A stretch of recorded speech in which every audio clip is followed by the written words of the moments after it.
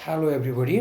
मेरा नाम शिवराज लम्साले और मैं आज आपको एडल्ट स्टटरिंग के बारे में कुछ बोलना चाहता हूँ।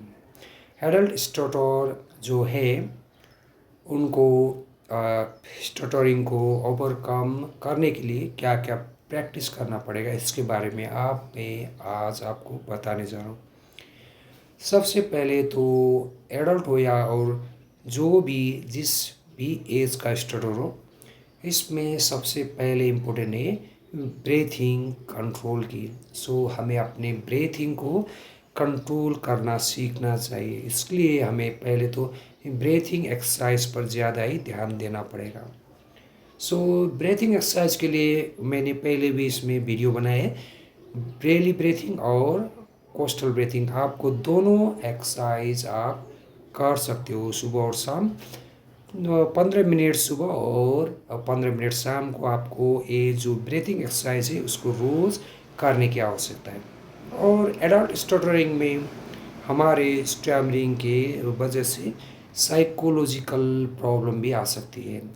और बहुत ढेर सारे लोगों में यो सोशल एंजाइटी भी प्रॉब्लम आ सकते हैं। सोशल एंजाइटी, डिप्रेशन की प्रॉब्लम भी आ सकती है। अगर उनके स्टटर ज़्यादा ही सालों तक रहा तो उसकी वजह से उनके मन में anxiety feeling, social anxiety disorder भी आ सकती है। इसके लिए हमें साइकोलॉजिस्ट से उनसे मिलकर भी हम काउंसलिंग आदि करके भी फ़ायदा उठा सकते हैं। इसके लिए हमें किसी साइकोलॉजिस्ट से जाकर मिलना पड़ेगा।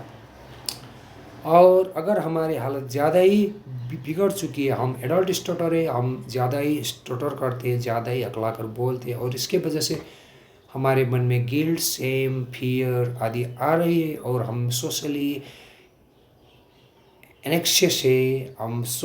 हम जब बाहर जाने में हमें दिक्कत होती है, प्रॉब्लम होती है, बोलने में ज़्यादा ही प्रॉब्लम होती है, तो उसको हटाने के लिए हमें कुछ साइकेट्रिस्ट डॉक्टर से भी मिलने की आवश्यकता हो सकती है। अगर हमारी कंडीशन ज़्यादा ही बिगड़ गई तो हमें ज़्यादा ही एंजाइटी आ रहा है, तो उस वक्त हमें उन साइकेट्रिक डॉक्टर से भी जाकर बोल सकते हैं हमारे प्रॉब्लम के बारे में। तो वो हमें कुछ मेडिसिन आदि दे देते हैं, उसके द्वारा भी हम अपने एंजाइटी को काफ़ी हद तक दूर कर सकते हैं। ये तो है दूसरी बात। सबसे ज़्यादा बात ये हमें स्पीच थेरापी में ही ध्यान देना पड़ेगा। मेन चीज़ जो स्टटर के ओवरकम करने में जो आवश्यक है उसको स्पीच थेरापी के द्वारा ही हम काफ़ी हद तक इस स्टटर को दूर कर सकते हैं। इसलिए हमें स्पीच थेरापी से कुछ सेशन लेना पड़ेगा। वो जो स्पीच थेरापी जो बोलता है उसी स्टाइल से हमें बोलना है। अगर हमने पहले ही स्टाइल से बोला तो हम कभी भी सुधार नहीं कर सकते। इसलिए हमें new speaking pattern, new speaking habit को सीखना है।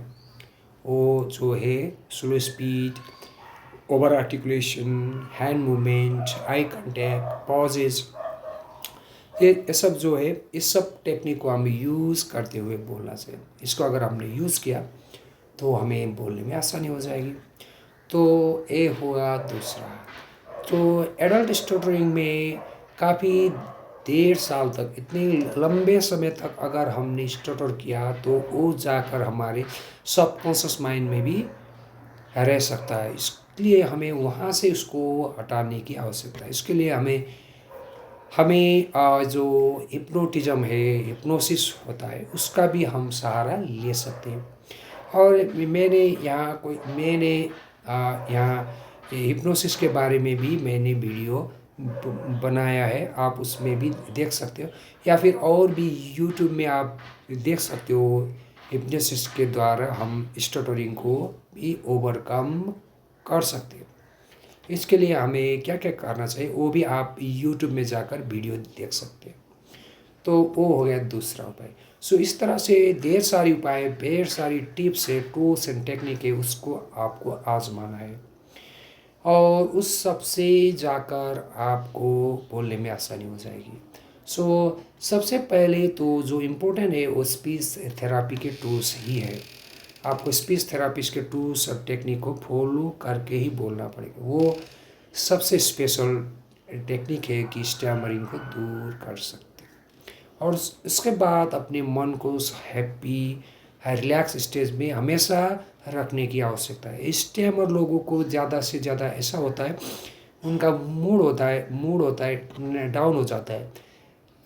जब वो अच्छी तरह से बोल पाते तो वो ज़्यादा हैप्पी हो जाएंगे। और अगर कोई जाकर उनका स्टैमरिंग हो गया, फिर उनका मूड लो हो जाता है, उनका सेल्फ कॉन्फिडेंस लो हो जाता है, फिर वो एनजाइटी फील करने लगते हैं। इसलिए बार बार उनका मूड अप एंड डाउन होता है स्टैमर लोगों के।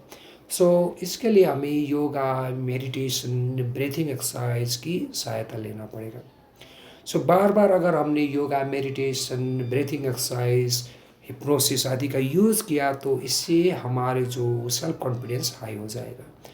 जब हमारा सेल्फ कॉन्फिडेंस हाई हो जाएगा तब उस वक्त हम आसानी से बोल पाएंगे। और जब हम आसानी से बोल पाएंगे तब एंजाइटी दूर हो जाएगा। जब जब हमारा स्टैमरिंग हाई होता है तभी हमारा एंजाइटी भी हाई हो जाता है। और जब हमारा एंजाइटी हाई हो जाता है उसी वक्त हमारा स्टैमरिंग और भी ज़्यादा हाई होता है। तो ये एक साइकिल होती है स्टटरिंग। शुरू में क्या होता है, एंजाइटी, फिर आती है स्टटरिंग, फिर आती है एंजाइटी, या पहले स्टैमरिंग, फिर एंजाइटी, फिर स्टैमरिंग, और एंजाइटी, फिर उसके बाद स्टटरिंग, फिर एंजाइटी, जो भी हो।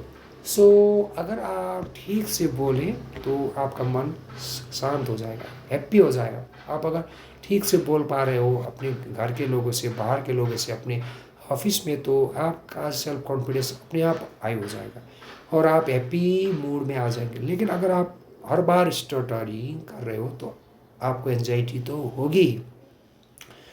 तो इसके लिए आपको बोलते वक्त थोड़ा अवेयर होना पड़ेगा, थोड़ा सावधानी होना पड़ेगा। जो आपके स्पीच थेरापिस्ट ने आपको बताया उसी ढंग से आपको बोलना पड़ेगा। और डीप ब्रीथिंग भी, बार बार डीप ब्रीथिंग का एक्सरसाइज भी करना पड़ेगा। और हिप्नोसिस जो मैंने वीडियो बनाई है आप उसको भी देख सकते हैं, या और भी वीडियो जो यूट्यूब में है उसको भी आप देख सकते हैं। वो देखकर भी आप कर सकते हैं। इस तरह से एडल्ट स्टटर को भी हम आसानी से दूर कर सकते हैं। इसके लिए थोड़ा वक्त तो आपको देना पड़ेगा अपने स्पीच के लिए। हर दिन 1 घंटे के अभ्यास रोज़ अपने घर में ही करने की आवश्यकता है। इसमें आप डीप ब्रीथिंग करें, बेली ब्रीथिंग करें, कोस्टल ब्रीथिंग करें, या जिन जिन वर्ड में आपको ज़्यादा ब्लॉकेज होता है उन वर्ड का ज़्यादा अभ्यास करिए। अपने फैमिली के आगे कुछ स्टोरी वगैरह सुनाइए। तो इस तरह से आप अपने घर में, और किसी बुक को रीडिंग करें, वो जो टूल्स एंड टेक्निक में ही पढ़े। इस तरह से आप सब करें, रोज़ करें। इससे भी आपको आपका सेल्फ कॉन्फिडेंस हाई हो जाएगा, तब आप बाहर जाकर बोलने में आसानी हो जाएगी। Thank you very much for watching my video. Please do subscribe my video and watch my all video. Thank you.